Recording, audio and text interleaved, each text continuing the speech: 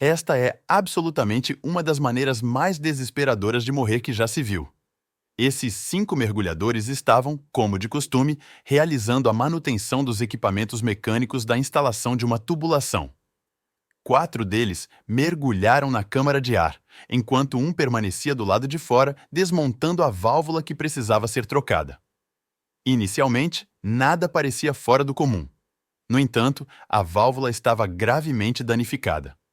Ao menor movimento, começou a vazar, e a enorme pressão fez com que a água do mar invadisse a câmara de ar. A corrente de água se assemelhava a um tornado, arrastando os 5 homens para dentro de um tubo de 70 centímetros, mergulhando-os instantaneamente na escuridão. Eles só podiam abraçar a cabeça com as mãos para diminuir os impactos contra as paredes do tubo. Durante esse tempo, alguns tentaram agarrar as paredes internas do tubo para evitar serem arrastados mais para dentro.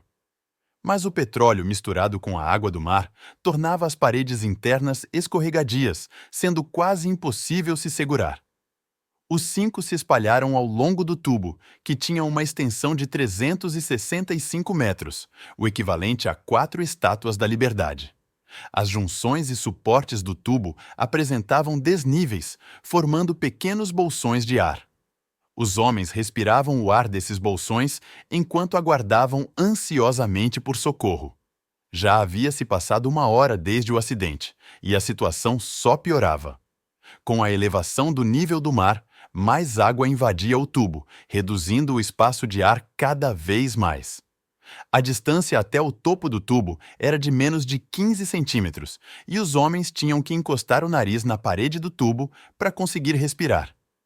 4 dos 5 homens tinham fraturas de vários graus. Apenas Chris estava ileso e mais próximo da câmara de ar. Mas, na escuridão do tubo, Chris não sabia exatamente onde estava. Se nadasse para a esquerda, poderia alcançar a câmara de ar e ser resgatado. Se nadasse para a direita, se afastaria cada vez mais da saída, resultando em morte imediata. Após uma breve comunicação, Chris decidiu arriscar e nadar para a esquerda. Nesse percurso, Chris encontrou um novo bolsão de ar e, com sorte, descobriu 2 cilindros de oxigênio. Com o oxigênio, Chris nadou cerca de 16 metros para cima, onde encontrou uma barreira de borracha obstruindo o tubo. Naquele momento, Chris soube que havia escolhido o caminho certo, pois reconheceu o ambiente da entrada do tubo. Ao chegar à câmara de ar, Chris bateu nas correntes para sinalizar sua localização à equipe de resgate, e ele foi finalmente salvo. Depois de informar a equipe de resgate sobre a situação subaquática, Chris desmaiou. Já haviam se passado 2 horas desde o acidente.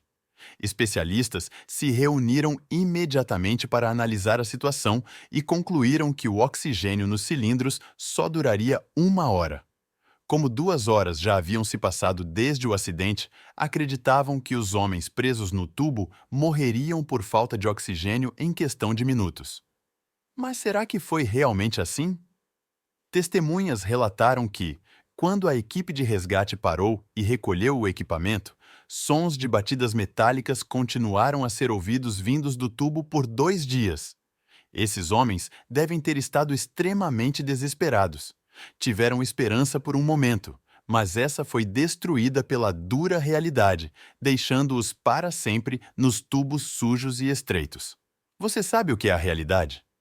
Os executivos da companhia petrolífera inicialmente queriam resgatar as pessoas, mas após calcular os custos, descobriram que destruir o tubo custaria 1 bilhão, enquanto a indenização às vítimas seria de apenas 4 milhões de dólares.